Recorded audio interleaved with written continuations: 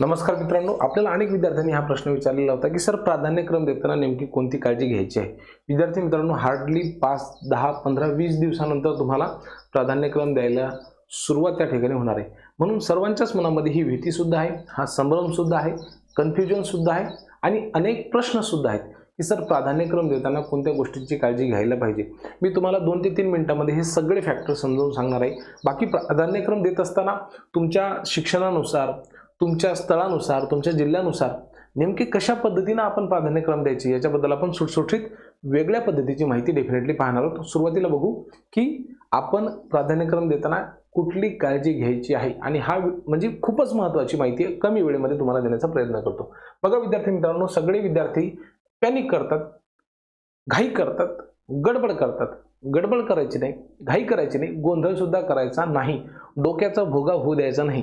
सगळ्यात महत्त्वाचा पहिला फॅक्टर आहे, प्राधान्यक्रम देताना घाई करायची नाही, अति घाई संकटात नाही। म्हणून प्राधान्यक्रम देताना रिलॅक्स राहा। तुम्हाला सुरुवातीला 10 दिवस दिले जातील, काळजी करू नका, ते 100% वाढवतात। 10 दिवस जरी दिले की नाही त्यांना काही घेणं नाहीये, थोडंसं 5-10 दिवस उशीर जरी झाला तरी सुद्धा चालते। म्हणून आणि 2 लाख विद्यार्थ्यांचे प्राधान्यक्रम देणं इतकं सोपी गोष्ट नाहीये, 2.25 लाख विद्यार्थ्यांची 1,70,000। त्यामुळे काळजी करू नका, ते तुम्हाला मुदतवाढ 100% देतील। प्राधान्यक्रम देताना घाई करायची नाही। दुसरं काय करायचं आहे, जाहिराती स्वतःच डाउनलोड करा, स्वतः बघा, त्यांचे प्रिंटआउट्स काढा, फक्त मोबाईलवरती बघू नका, इंटरनेट कॅफेवरती जाऊन ह्या गोष्टी बघू नका, स्वतः सगळ्याच्या सगळ्या जाहिरातींची प्रिंट काढा। थोडेसे पैसे खर्च होतील, होऊ द्या, थोडे 1-2 हजार रुपये, 2-3 हजार रुपये तर लागणार नाही, 1-2 हजार रुपये जर झेरॉक्समध्ये गेले तर काही वाईट होणार नाही। एका पानावरती 4 प्रिंट घ्या, ठीक आहे, ते स्मॉल साईज करून मिळतं किंवा कॉम्प्रेस फाईल मिळते तुम्हाला, तर तसं तुम्ही करा।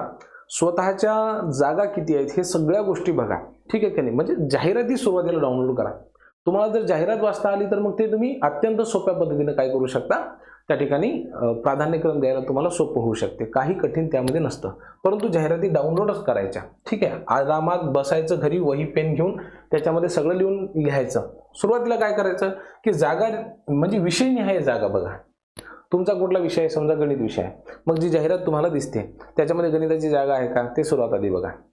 प्रवर्ग सोडून द्या, पहिले गणिताची जागा आहे का बघा। असली की मग काय करायचं, आपल्या प्रवर्गाची जागा बघायची। समजा तुमचा गणित विषय आहे, ठीक आहे, मग तुमच्या गणितासाठी जागा आहे 2, ठीक आहे, मग बघा की तुमच्या प्रवर्गासाठी कुठली जागा आहे। समजा तुमचा प्रवर्ग असेल ओबीसी आणि ओबीसी साठी या ठिकाणी जागाच नाहीये, मग या 2 जागा असून तुमचा फायदा आहे का नाही, मग या ठिकाणी प्राधान्यक्रम द्यायचा का नाही, आलं लक्षामध्ये, ती जाहिरात बाजूला सोडून द्यायची, आलं लक्षामध्ये। म्हणून काय बघायचा, प्रवर्ग बघायचा। आणि हे सगळं झाल्याच्या नंतर समांतर आरक्षण बघायचं। उदाहरणार्थ गणितासाठी 2 जागा आहेत, आलं लक्षामध्ये, ओबीसी साठी सुद्धा 2 जागा आहेत, असं गृहीत धरा आपण। या ठिकाणी तुम्ही कोणत्याही कॅटेगरीचे असू शकता, ठीक आहे ना, एससी, एसटी, त्याच्यानंतर NT, VJ, EWS, SCBC, SBC, कुठलाही प्रवर्ग तुमचा असू शकतो।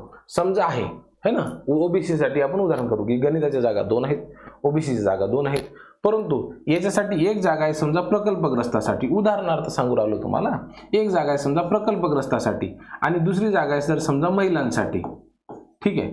म्हणजे तुम्ही हा समजा नॉर्मल उमेदवार, तुमच्याकडे समांतर आरक्षण नाहीये, मग या ठिकाणी ओबीसीची जागा आहे, गणिताची जागा आहे, पण तुमची जागा आहे का भाऊ, नॉर्मलची जागा आहे का नाही, मग ही जाहिरात सोडून द्या, आलं लक्षामध्ये। या ठिकाणी प्राधान्यक्रम जर तुम्ही निवडलं तर तुमचा नुकसान होईल। ही जाहिरात तुम्हाला दिसेल का, 100% दिसेल, कारण की ते ओबीसीची जागा आहे तर तुम्हाला दिसणारच आहे। तुम्ही ओबीसी प्रवर्गामध्ये असाल, तुमचा जर गणित विषय होता तर तुम्हाला दिसणारच आहे, याच्याशी काही घेणं नाही की तुम्ही कोणत्या प्रवर्गामध्ये आहे, नाही तर तुम्ही म्हणसाल सर माझ्या प्रवर्गाच्या माझ्या विषयाच्या जागा मला दिसतील का, तसं नाही होत, ते सगळं देते तुम्हाला भारोभार, ठीक आहे का नाही। म्हणजे भंगार, टप्पर, रद्दी सगळंच भेटते तुम्हाला, मग त्याच्यातलं तुम्हाला काय करावं लागते, सेग्रिगेट करावं लागते। आता याचं भंगार, टप्पर, रद्दी हे खूप महत्त्वाची जागा आहे भाऊ। प्राथमिक, माध्यमिक, उच्च माध्यमिक सनाट पगार राहते, शिक्षकांना टेन्शन नसते, असं आपण सुरुवातीला गृहीत धरूयात, ठीक आहे की नाही। मग एकदा शाळा जॉईन झाली की आपल्याला समजते भाऊ, असं वाटते माणसाला कधी कधी नाहक शिक्षक झालो, पण ज्यांच्यामध्ये उमेद असते काहीतरी करण्याची, समाज घडवण्याची, जग बदलण्याची, तर त्यांना ह्या गोष्टी काहीच वाटत नाही। म्हणून भाऊ प्राधान्यक्रम देताना मला तरी असं वाटते की ह्याच गोष्टी तुम्ही बघा, घाई करायची नाही, गडबड करायची नाही, गोंधळ करायचा नाही, जाहिराती करायचे डाउनलोड, मग पाहायची आपल्या विषयाची जागा, मग पाहायची प्रवर्गाची जागा, मग पाहायचं समांतर आरक्षण। ह्या 3 गोष्टी बघितल्या की मग काय करायचं, जर समजा तुम्ही तिथे ओके आहात, आता इथं प्रकल्पग्रस्ताची जागा आहे आणि तुम्ही प्रकल्पग्रस्त असाल तर 100% ओबीसी मध्ये आहात ना, प्राधान्यक्रम देण्यासाठी काही अडचण नाही. मग बघायचं वो कितना दूर है, ठीक आहे. मग ते मी तुम्हाला नंतर सांगतो अंतर वगैरे. फक्त ह्या 5 गोष्टी तुम्ही सुरुवातीला लक्षात घ्यायच्या आहेत म्हणून हा व्हिडिओ बनवलेला होता. काही प्रश्न असतील 100% असतीलच, कमेंट बॉक्समध्ये खुशाल लिहा. काळजी करू नका, गोंधळ करू नका, टेन्शन घेऊ नका. निवड होईल. धन्यवाद.